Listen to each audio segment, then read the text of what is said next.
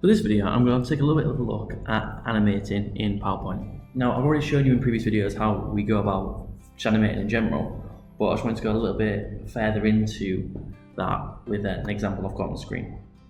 So I've got a basic little PowerPoint with my little logo and things like that, and I want to sort of talk about how we should go about animating. Now, there's a lot of do's and a lot of don'ts.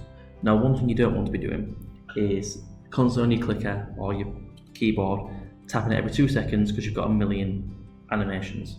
Now, if you want to have animations, that's absolutely fine, but there's a couple of main things you need to make sure you're doing. One, make sure it's consistent. So don't have, for this slide, for this piece of text, sorry, I don't want to have a fly in, which I won't have anyway if I'm honest with you. Then this one, have a shape like that. When you go to view your PowerPoint, you're also there pressing space, and it just wastes time.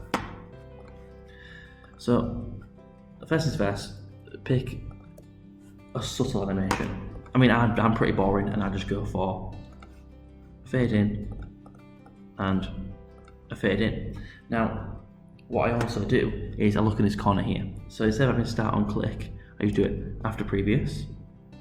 On this one, you know what? I'll also have this on after previous with a delay of maybe a second. I mean, for your title slide, I probably wouldn't have one anyway.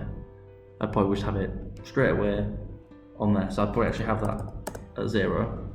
I may have a delay of a second on that one. So when I view my presentation, you see, it comes on and that appears. Now, with title slide, I wouldn't even worry about animation in general because usually you're stood at the front and your slide's on there waiting, saying Introduction to Computer Science or whatever it is, and people are just going to be sat there taking the seats and whatnot, so there's no real point, but that's how you can do that.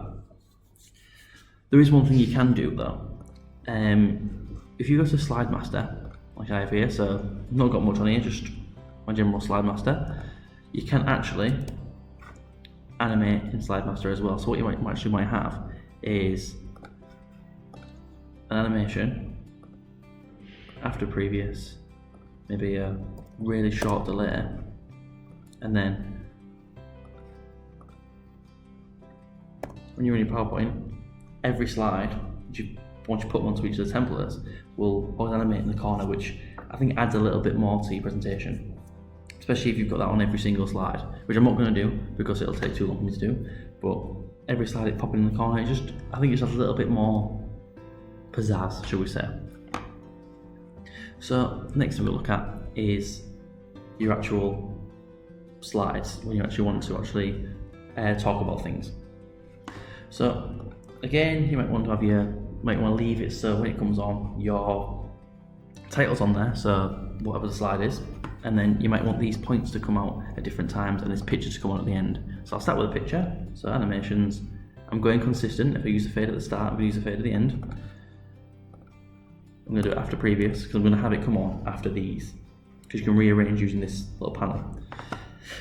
So what we can do is we can add on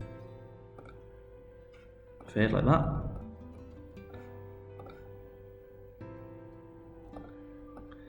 fade like that, and a fade like that. Now, let's say in this example that you can talk about these 2 points and then you can talk about those 2 points. So what you might have is these ones, so point 1, I'll just move this one actually to the bottom first. So point 1 is going to go after previous with a 1 second delay, so you can do a little bit of talking, right? And then this one is just going to come after previous with a really short delay. Now this one is going to go on click, this one's going to go after previous, the same delay, and then this can go after previous with a little delay as well. Now the reason why this is on click is that you might be stood there with your clicker and you don't want it to come on straight away. So if we go view our PowerPoint, so we've got title slide on, my subheading, go on to the next slide, then you see nothing else is happening now, so I go right, so I'm talking about point 1, point 1's really good, actually well, sub point 1 is really good, press enter again, comes on, and my picture comes on. So that could be like a diagram or something that's relating to these points. You might want it so your picture comes on in between these points, which in case you just would go ahead, rearrange it in your panel there, click, and it changes that again. So that is sort of your animation basics. You've got the animation pane where you can rearrange things, and you've got all of your different durations, delays, and when you want it to actually happen. Now the last thing I want to look at is triggers. So I'm going to put this one at the back at the end. Now it might be a case of that you've got a couple of pictures that you want to show and display. So actually I'm going to make a new slide. So let's say that we're doing some form of quiz. Okay, so I'm going to have the correct answer here.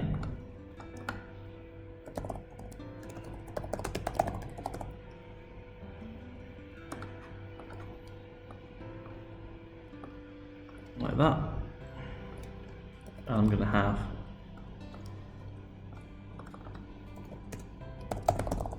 the incorrect answer in red. Okay, now what I'm going to do is I'm going to duplicate, so Control D, or you can do Control C, Control V, and I'm going to have, let's just start a black picture, so it might be, what is the capital of France? So this one is going to say Paris,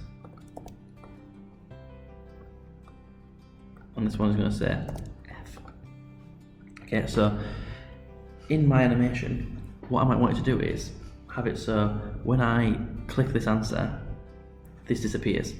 So what I can do is I can go to animations, I can add a fade. And this one I can add a fade. And what I can do is I can go to trigger, on click off, and then you can actually look at, you can try rectangle, so rectangle 6, I can click rectangle 6. So when I click rectangle 6, that fades away. And on this one, the trigger is on click of rectangle 5. So when I view this slide now, it's always a good idea as well to make sure you're actually doing the correct one. So I'm doing a fade out, not a fade in, so that looks a bit silly. And then trigger and click off rectangle 5, trigger and click off rectangle 6. So let's try again. So now I click this one, I click this one.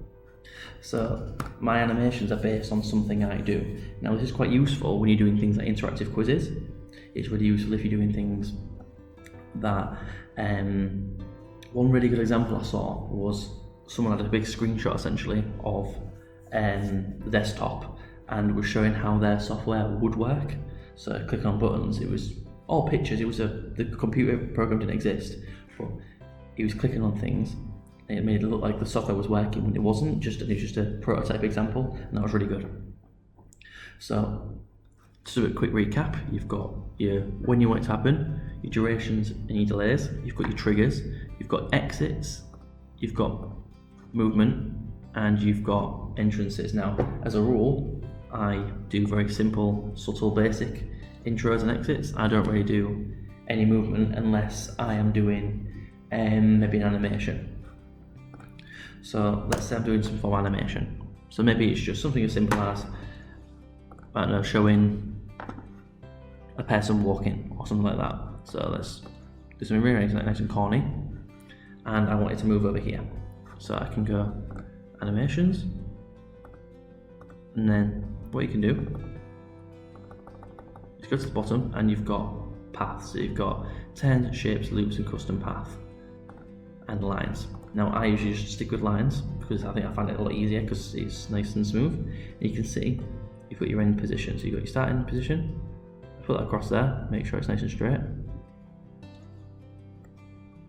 I'm going to hold shift, and then now if I view that and click, you see it moves across.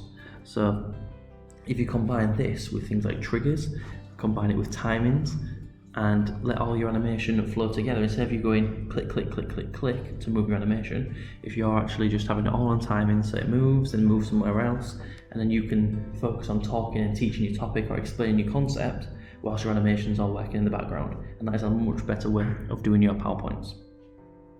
Hopefully that was a bit more helpful than just saying this is this and this is that. I've explained it a little bit more. Please keep having a look if it's helped, and if you've got any suggestions, please put it in the comments because it does really help. Thank you.